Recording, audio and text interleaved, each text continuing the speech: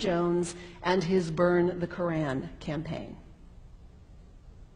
I think he would say, this has got to stop.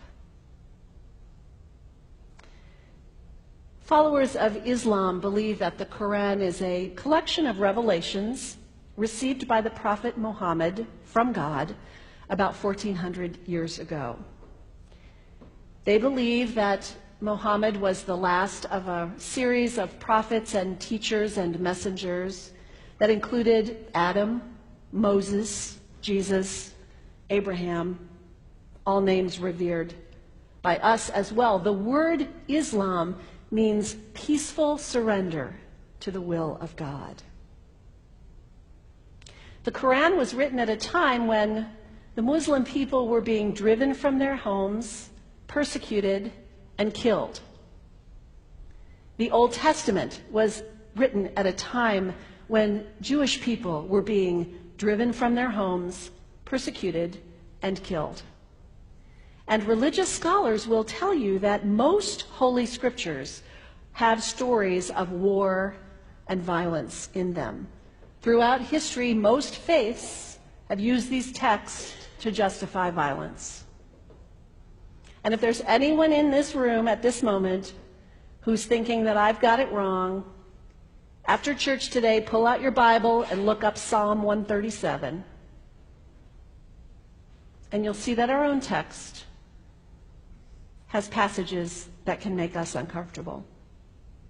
But also, like the Bible, the predominant message of the Quran is of peace and care and loving God, justice, care for the neighbor, care for the stranger. In the Bible, we have thou shalt not kill. In the Quran, we have whoever kills another, surely he is killing all of humanity. And whoever saves the life of another, surely he saves the lives of all humanity.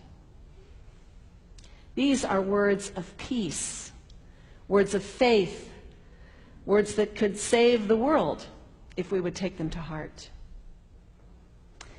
The second thing you can do the next time someone sends you one of those emails demonizing Islam, delete it. Don't forward it.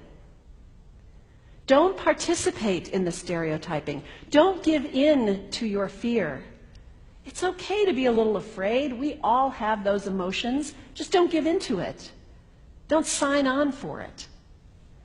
Don't focus on this tiny group of extremists who commit acts of violence. Focus on the hundreds of millions of Muslim people in the world who are people of faith, whose priorities and concerns and families are not so different from your own.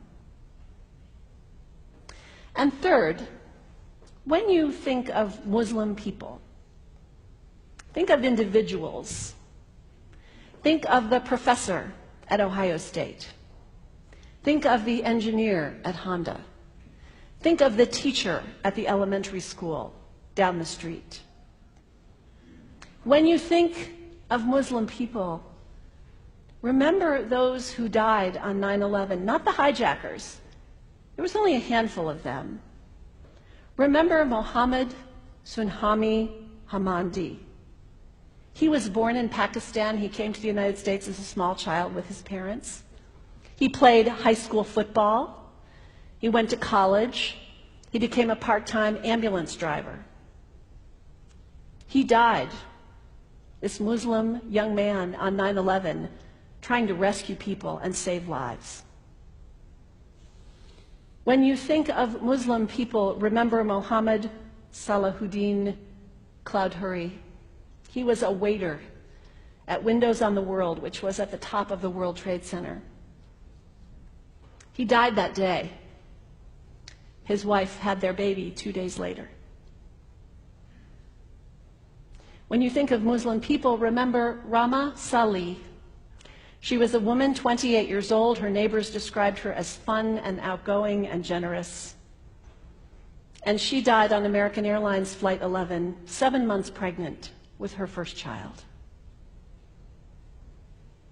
Remember the founder of the Islamic Circle of North America, who worked in the World Trade Center and also died on September 11th.